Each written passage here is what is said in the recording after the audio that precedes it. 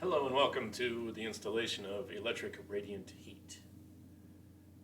To start with, we're starting with the electric part of this whole deal. So I had to build a false wall. This is in my master bath. You can see here there's ceramic tile here that I'm going to remove, and there's actually a layer of linoleum underneath that I didn't know existed. And that third layer I'm leaving, it's old asbestos tile. It's real thin stuff, so I didn't bother pulling it all out. And going into my false wall, so I'm bringing in this is a 20 amp circuit, so it's 12 gauge wiring coming in. I'm using a junction box here to split the circuit as it comes down. One's going to do my vanity lights, and then there'll be a plug-in for blow dryer, etc. that has a GFCI.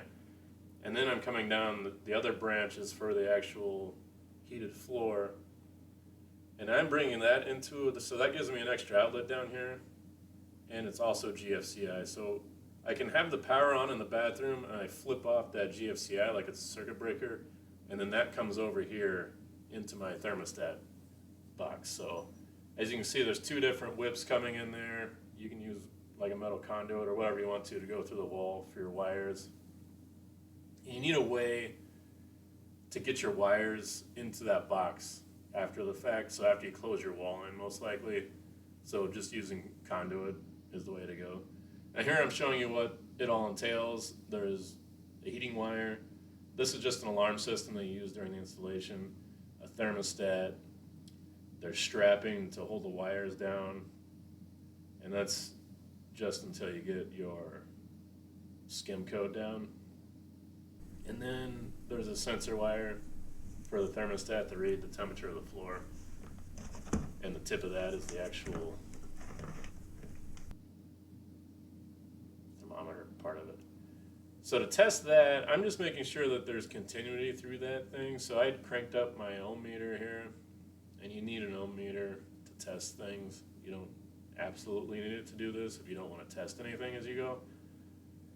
But I find it's a good idea to make sure, because you get all this in and then you have no idea if it's the wiring or what your problem is. But here I'm making sure my sensor wire is working, and then later on I'll test the heating wire.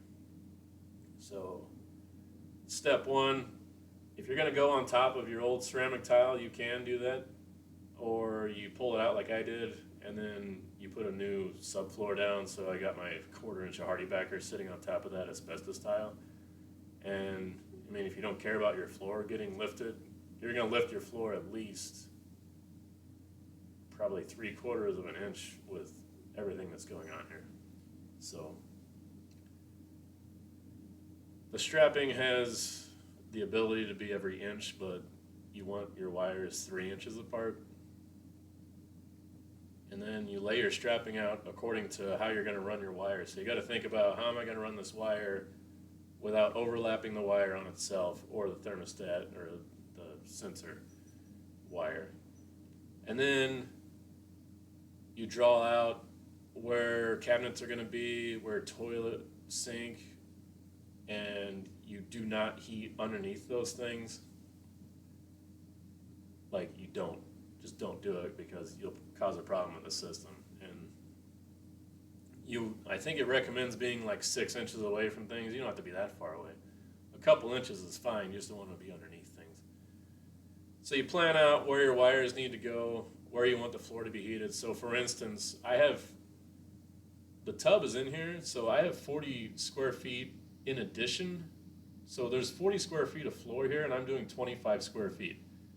So if that gives you an idea, to make sure when you do your measurements to order your system that you're not ordering like way too much. If you're like, oh, my bathroom is 40 square feet, so I'm going to order 40 square feet of wire. No, because if that includes your tub area, you got to eliminate, so subtract your tub, your toilet, and cabinets and sinks. So yeah, when you do your ordering, make sure you get your square footage pretty dead on. And I guess I would say, if anything, if you're kind of in between two sizes, go to the bigger one, and then you can, instead of using a 3-inch spacing, you can go to a 2-inch spacing, which isn't bad if it's in the main areas where you're going to be standing a lot, like in front of the sink or outside the shower. that can actually be nice because it'll be hotter in those areas, but you can't tighten it up to 1 inch space because that's too tight. I'm pretty sure that's going to damage your system. But if you had to, you can tighten up instead of doing 3 inches everywhere, you might tighten it down to 2 inches in a few spots, and I've done that before, and that's fine. I think I mentioned this is my 4th time doing this. This is just a different brand, a different thermostat, but everything's really similar. Almost like the same company makes all of these. But the insulation on the heating wire on this was different, thicker, which I was a little like, yeah, is this going to work? It works. And here you can see, so the black part is not heating element, and then it has a splice where it meets the red wire, which is the heating element. So there you can see the splice. Don't mess with the splice a lot. Mine came kind of curled, not a tight curl. I didn't mess with it. It says keep it straight. I'm just a believer in if it's that way to begin with and it's fine, then I'm not going to try to straighten it out just for the sake of straightening it out.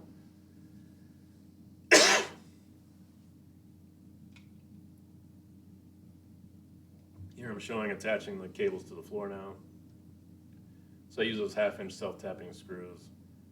Attached all my straps. Make sure you wear gloves when you do those because those little metal, they slice my hand, so make sure you wear your gloves when you're actually attaching them. Here it's not a big deal, but when you're screwing them in, sometimes a screw will catch and spin it, and that's what happened to me. I cut my finger, but wore gloves for the most part. Here I'm testing the wires again, and I'm reading a 50.2, and I think the setting, the recommended was like 48. It's right there. I mean, it's between the next number, so it's good. And there's the chart that actually shows you exactly, you know, how long your cable is, and then at 120 volts what the resistance should be on the line. And mine never changed. It was always right there, so I'm feeling good about that. I know you can't read this table, but I was trying. And here's all the wires strung out, so I'm just laying things down. When you do your strapping, make sure you lay those out flat as possible. Make sure your wires are laying as flat as possible to begin with. And then there's the splice. It's going to be buried in the floor. Make sure that's not in the wall. So burying the splice in the floor, not overlapping your wires, and then make sure that temperature sensing wire is between, you know, 2 of the heating wires and not really close to one. And you want it somewhere like there. It's going to be basically in the middle of the floor.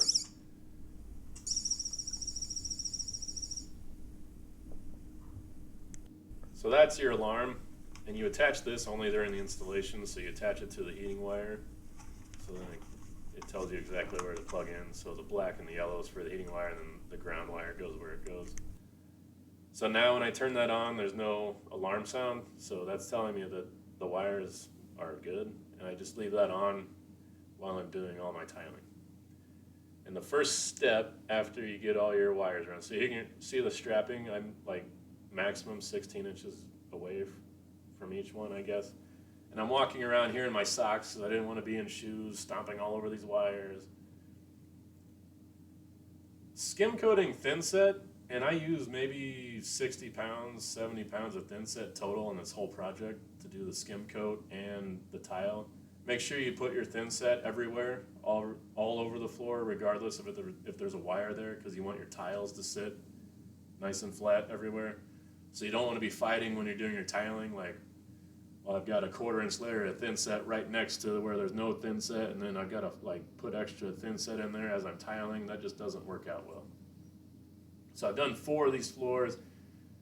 One of them was for a new build, and the tilers didn't do a skim coat, I guess for time's sake or whatever, and the tiles in there had a little bit of rock to them, and it ended up breaking out the grout. So it wasn't like a disaster, but it wasn't pretty either. And it had to be repaired. But anyways, put your skim coat over the entire floor, and then after the end of the day when it's dry, if all you do is see the very top of the cables, that's perfect. Because you don't want these buried, like just buried, where to the point where the tiles don't even get warm. So they say completely cover these. They're going to be completely covered. If you do a skim coat and then you come over again and tile, they'll be completely buried in thin set. So that's what you're going for. This is like pretty good. Don't worry too much about that looking great. It's the tile on top that you want looking good. So now my tile's done. I'm not showing you the tiling because there's already good videos on tiling. It's not brain surgery. This is a couple days, or actually it's just one day after I grouted. A couple days after I tiled. So now you can come in and see if your heated floors actually work. So I think I've covered everything. When you do your thin set, that's what I was going to say.